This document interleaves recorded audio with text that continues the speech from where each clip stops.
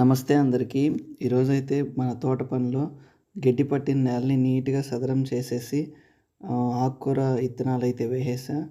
First సదరం చేశాక ఎరువు తెచ్చి ఒక 2 గంపలు దాన్ని నీట్‌గా స్ప్రెడ్ చేసేసి మొత్తం నీట్‌గా తిరగదోవేశాను. తిరగదోవేసి ఒక చిన్న పాదిలాగా చేసేసాను. అంటే 2 రకాల ఆకుకూరలు వేయడానికి 2 రకాల బెడ్‌ల టైప్‌లో రెడీ చేసేసా. సో, నీట్‌గా ఇది బాగా మాగిన పశువుల ఎరువనమాట. దీనివల్ల బెనిఫిట్ ఏంటంటే మనకి వాటర్ కొంచెం సస్టైనింగ్ వస్తది. మట్టి కూడా చాలా లూజ్ అవుద్దనమాట. మనకి బాగా వేసి కలబెట్టి ఒక 2 సార్లు తవ్వామంటే ఆ బంక పోద్ది నేలలో. సో, చాలా రకాల ఇత్తనాలైతే తెచ్చా మొన్న ఊరు నుంచి వచ్చేటప్పుడు. ఇప్పుడు ఈరోజు అంటే ఒకే రోజు అన్నీ వేయలేం కాబట్టి రోజు ఒక 2 సీడ్స్ అయితే వేస్తా ఉన్నా. ఈరోజైతే మొత్తం 2 రకాల ఆకుకూరలు వేసా. ఇంక రేపైనా ఫ్లవర్ ఇత్తనాలన్నీ బంతిపూలు అవన్నీ ఇత్తనాలు రేపెయ్యాలా. సో, 2 రకాల ఆకుకూరలైతే వేసేసా. వేసి వాటర్ చల్లేసా.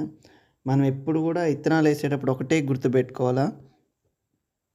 వేసినప్పుడు వెంటనే ఒక లైట్‌గా 1 ఇంచ్ అయినా సరే మట్టి పల్చగా వేయాల. అంటే చాలామంది ఏంటంటే వేసి తట్టేస్తారు.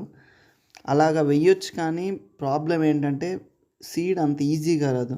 మనం ఇత్తనాలు ఇలా పల్చగా చల్లేసి దాని మీద మట్టి కూడా విత్తనాలు ఎలా చల్లుతున్నామో మట్టి కూడా అలానే చల్లాలనమాట. అట్లానే మట్టి చల్లితే నీకు సీడ్ మొలకెత్తుతది. అంటే ప్రెషర్ ఉండదనమాట. కొంచెం వాటర్ కూడా ఎలా అంటే మనం పల్చగా అలా చల్లినట్టు చల్లితే బాగా నీట్‌గా మొలకెత్తాయి.